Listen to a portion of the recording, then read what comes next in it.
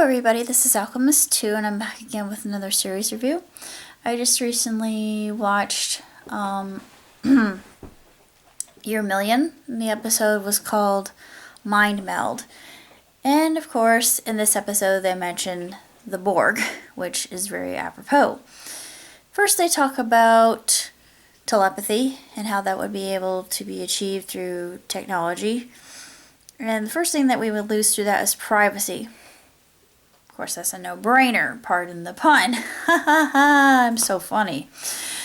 Then it would evolve into what would be known as the swarm, which would still have individuality. We wouldn't be part of a collective as of yet. It would still be autonomous. However, when it would move into what's known as the collective or the hive mind, then we would all be one organism. And then they bring up the whole ethical dilemma and philosophical question of true identity. Who am I? What is me? And I thought, oh, please don't do that. You're messing with my head. Cut it out. But it was very intriguing, very unsettling, very disturbing. And then I was thinking, how would we deal with things like segregation, relationships, politics, dynamics between people? Would there even be such a thing? Would that even exist? It's very challenging to say, but it just brings to mind the whole "we are the Borg," prepared to be assimilated, resistance is futile, that sort of thing. I think, oh dear God, oh, and I want to run toward the door and see ya, wouldn't want to be a peace, I'm out.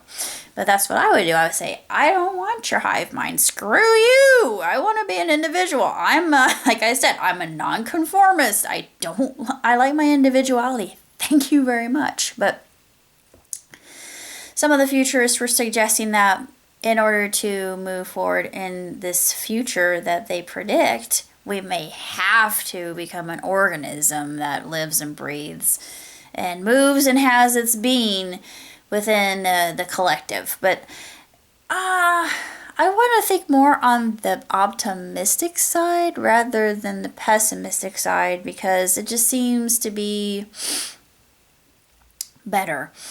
And, of course, in the episode, they have Oscar, who doesn't quite buy into the whole idea of becoming part of the swarm at first.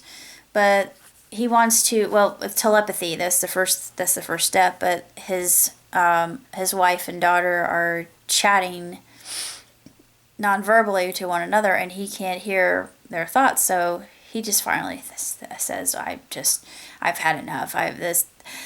I can't stand it anymore. I want to know what they're thinking, because I can't hear them. So he finally gets an upgrade. He injects it, and then, of course, you see him look at him. He gives him kind of a smirk, and he says, "What's for dinner?" Oh, telepathically, "What's for dinner?" And I thought that was very good illustration of how that would be conducted, how it would occur.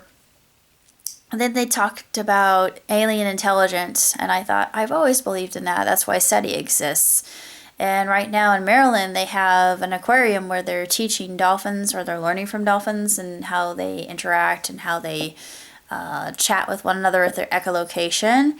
And they've been doing that with other mammalian aquatic species for years, like the humpback whale. We still don't understand what the humpbacks are saying, or the dolphins. And I was thinking, well, I know what the dolphins are saying. They're saying, so long and thanks for all the fish.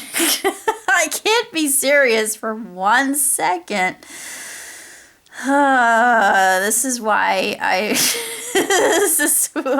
have issues. I'm not serious as a person. I can't help it.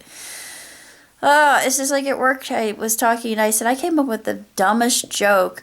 I said, when I hear 4 on the floor, it was, the first part of it was, when I hear 4 on the floor, I think immediately truck or pickup truck.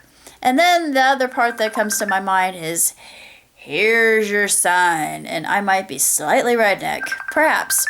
And then the other part was, but my dog, he has four on the floor all the time, and you don't hear him talking about pickup trucks or anything to the even relatable or even close to that, because he's always going to be a quadruped, and it doesn't matter.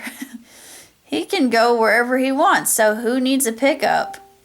I mean, he is his own pickup. He's the ultimate wing dog. He just, no matter where he picks up people. It's what he does. He's very personable. He's the ultimate pickup artist. What are you gonna do about it? He is cuteness exonerated and exemplified and personified in his fur. But anyway, that all came to my mind today, and I thought, where am I coming up with this stuff? That was the most idiotic joke I've ever come up with. And no one, I mean, I didn't even get a laugh out of it. I thought, oh my gosh, this is why I am not in stand-up at all. I mean, I've come up with some other things that have been funny, but that was just awful. It was terrible. It was abysmal. It was schlock. I'm sorry, but anyway, I tried. Anywho, back to the episode at hand. They were talking about the difference between swarm and hive mind, and just the idea of the hive mind itself gave me pause and made me take a few steps back and examine it. It just seems a little bit unsettling to me. It's frightening and creepy and eerie.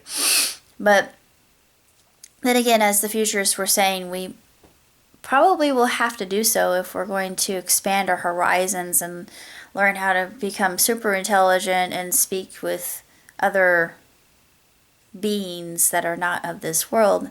And if we ever do and they ever come here, I'm going to say, please just get me off of this planet. I don't want to.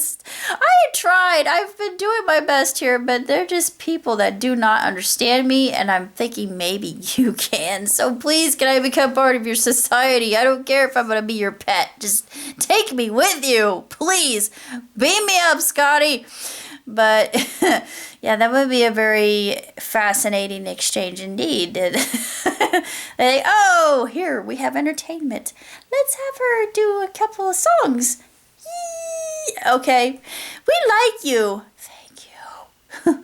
This will be my ultimate vacation spot. But actually, you get your choice of whom you want to breed with. I think. Oh, well, why? Come again? I have a choice, but you see, this is the sort of thing that goes through my head. But, other than that, I've got a little bit of an update. Of course, I'm doing better, as you can see, quite literally. I recently found my blouse, the one that I'm going to be wearing to PopCon coming in July, which is not that far. I don't know why I said June. June's almost, well, it's not almost over, but it's getting to be close to the Ides of June. Almost, but not quite.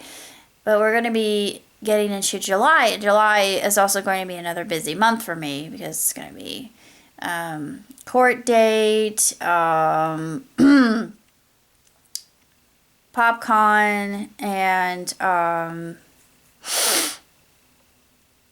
selling the house. Well, not selling the house. House won't be sold until September.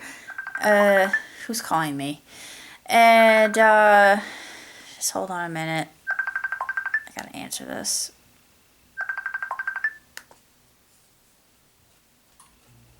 Okay. Anyway, like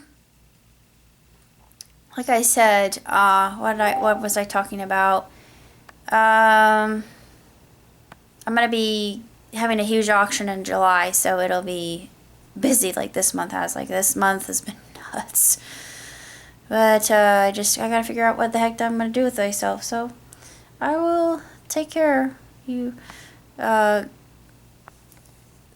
will see you all later. Until next time. Well, this was a very outstanding episode, and I'm looking forward to the next one. The next one will be about expanding our horizons quite literally into other worlds. that's it. Until next time, live long, prosper. Ciao, Toothy.